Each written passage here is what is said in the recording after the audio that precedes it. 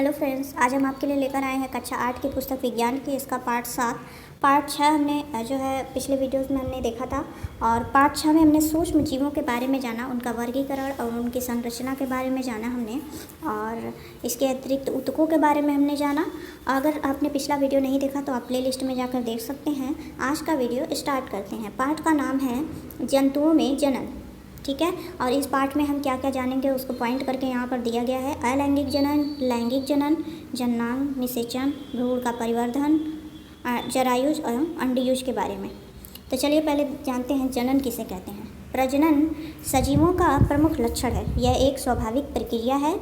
अपनी प्रजाति का अस्तित्व बनाए रखने के लिए प्रत्येक जीव अपने जैसे जीव की उत्पत्ति करता है। जीवों की इस क्रिया को जनन कहते हैं। ठीक है, जंतुओं में जनन की दो प्रमुख विधियां हैं, अलैंगिक जनन और लैंगिक जनन। ठीक है, जंतुओं में जनन की कौन कौन सी विधियां हैं? लैंगिक और अलैंगिक जनन की दो विधियां। तो अलैंगिक जनन के बारे में जानते हैं। पिछली कक्षा में आपने पौधों के अलैंगिक प्रजनन के बारे में अध्ययन किया है। अब हम लोग जंतुओं में अलैंगिक प्रजनन के बारे में अध्ययन करेंगे। तो ये जो है पौधों में अलैंगिक जनन कैसे होता है, इसको हम कक्षा 7 की पुस्तक में देखेंगे। अभी इस पुस्तक में हम जंतुओं में अलैंगिक जनन के बारे में अध्ययन करेंगे। जंतुओं में बिना जनन अंग के प्रजनन की विधि को अलैंगिक जनन कहते हैं। यह कई प्रकार के होते हैं। यहाँ पर देखिए क्रियाकलाप के माध्यम से दर्शाया गया है। यहाँ देखते हैं। हाइड्रा के अस्थायी स्लाइड को आवर्धक लेंस और सूक्ष्मदर्शी में अवलोकन कीजिए। दिखाई देने वाली संरचना का साफ चित्र बनाइए। क्या शरीर में उभरी हुई संरचना दिखाई दे रही है? इन उभरी हुई संरचनाओं की संख्या भी ज्ञात कीजिए। यहाँ देखिए दिया गया है। परिपक्व हाइड्रा के शरीर में एक या एक से अधिक उभार दिखाई देते हैं। यह मुकुल है। यहाँ देखिए दर्शाया गया है चित्र के माध्यम से, आप देख सकते हैं। यह परिपक्व होकर जनन हाइड्रा से अलग हो जाता है। ठीक है, और नए हाइड्रा का रूप ले लेता है। इस प्रकार अपनी जाति की निरंतरता बनाए रखने के लिए एक ही जनक द्वारा प्रजनन की क्रिया संपन्न होती है।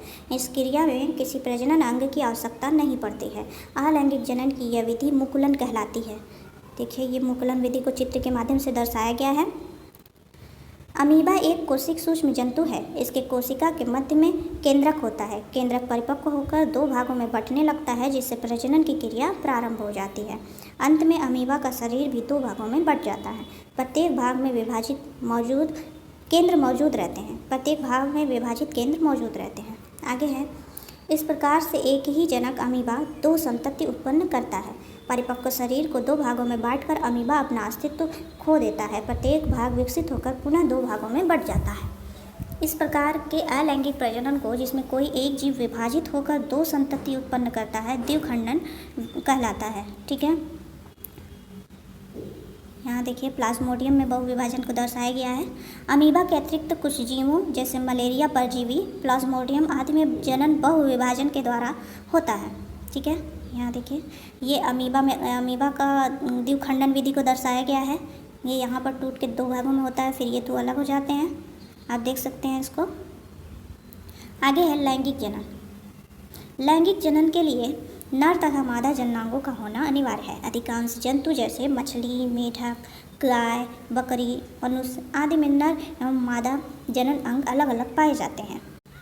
ऐसे जंतुओं को एक लिंगी जंतु कहते हैं। दूसरी ओर कुछ जंतु जैसे केचुआ, जोक आदि में नर एवं मादा जनन अंग एक ही जंतु में पाए जाते हैं। ऐसे जंतुओं को द्विलिंगी जंतु कहते हैं।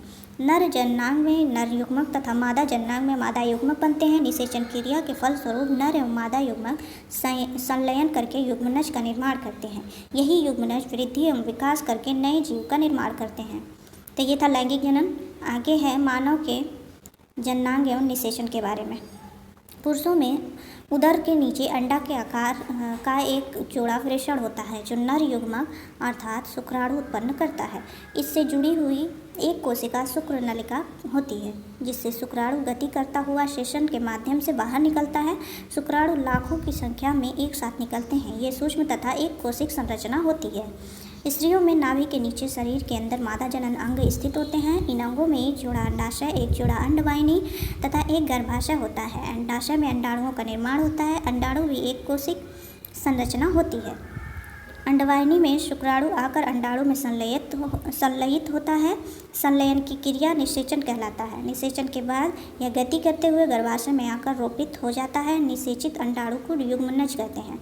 मनुष्य एवं अन्य जंतुओं जैसे गाय, भैंस, बकरी, बिल्ली, कुत्ता आदि में निषेचन क्रिया मादा के शरीर के अंदर होता है। ऐसे निषेचन को आंतरिक निषेचन कहते हैं।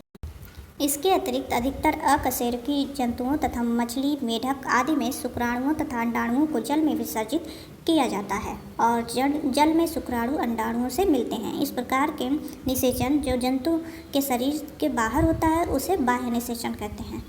भ्रूण का परिवर्धन कैसे होता है इसके बारे में जानते हैं। यहाँ देखिए मादा जननांग को दर्शाया गया है और पीछे यहाँ पर नर जननांग को दर्शाया गया है। ठीक है, शुक्राणु नालिका है, आप देख सकते हैं पॉज करके इसको। आगे है भ्रूण का परिवर्तन देखते हैं। निषेचन के परिणाम स्वरूप युग्मनज बनता है। युग्मनज की कोशिकाएं विभाजित होने लगती हैं जो परिवर्धित होकर भ्रूण में बदल जाता है। इस अवस्था में शिशु का सिर, पैर, नाक आदि कुछ अंग विकसित हो जाते हैं। जब भ्रूण विकसित होते हुए शरीर के सभी अंगों का निर्माण कर लेती है तब यह अवस्था गर्भ कहलाता है। यहाँ पर आप देख सकते हैं दर्शाया गया है इसको। आगे है गर्भ का विकास पूरा होने पर माँ शिशु को जन्म देती है। नवजात शिशु का जन्म नर एवं मादा युग्मकों के संलयन के फलस्वरूप होता है, जिसके कारण शिशुओं में माता एवं पिता दोनों के लक्षण पाए जाते हैं। ठीक है, आगे है जरायुज एवं अंडयुज। आपने अब तक जाना कि कुछ जंतु शिशु को जन्म देते हैं और कुछ अंडे देते हैं जो बाद में शिशु में विकसित होते हैं। बच्चे देने वाले जंतुओं को जरायुज कहते हैं। ठीक है, जरायुज किसे कहते हैं? बच्चे देने वाले जंतुओं को, जैसे मनुष्य, गाय, बकरी, कुत्ता, चमगादड़, व्हेल आदि तथा अंडे देने वाले जंतुओं को अंडयुज कहते हैं, जैसे मुर्गी, कबूतर, सर्प, मछली, मेढक आदि। ये सब अंडयुज कहलाते हैं, अंडे देने वाले जंतुओं को।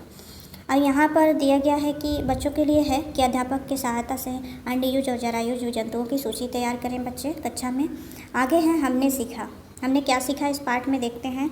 जंतुओं में निरंतरता बनाए रखने के लिए प्रजनन आवश्यक है। जंतुओं में प्रजनन की 2 विधियाँ हैं, लैंगिक तथा अलैंगिक प्रजनन विधि। और वृषण, शुक्रवाहिका तथा शिशन नर जनन अंग है, अभी पीछे हमने चित्र में देखा। और यहाँ है अगला पॉइंट, अंडाशय द्वारा उत्पन्न युग्मक अंडाणु तथा वृषण द्वारा उत्पन्न युग्मक शुक्राणु कहलाता है। शुक्राणु तथा अंडाणु का संलयन निषेचन कहलाता है तथा निषेचित अंडाणु युग्मनज कहलाता है। मादा के शरीर के अंदर होने वाला निषेचन आंतरिक निषेचन तथा शरीर के बाहर होने वाला निषेचन बाह्य निषेचन कहलाता है। निषेचित अंडाणु गर्भाशय में रोपित हो जाता है और यहीं उसका विकास होता है। इसके फलस्वरूप नवजात शिशु जन्म लेता है। तो ये था जो है पाठ 7, छोटा था ये पाठ 7। आगे हम लेकर आएंगे जो है पाठ 8, जिसमें होगा किशोरावस्था के बारे में, प्रजनन एवं स्वास्थ्य, जनन स्वास्थ्य, लिंग निर्धारण कैसे होता है, उम्र के साथ शारीरिक बदलाव, ये सब हम देखेंगे। जनसंख्या वृद्धि के कारण परिवार कल्याण कार्यक्रम कौन कौन से हैं, स्वास्थ्य पोषण योजना के बारे में हम देखेंगे। तो इसके लिए आप प्लीज़ चैनल को सब्सक्राइब करें, वीडियो को लाइक करें। Thank you.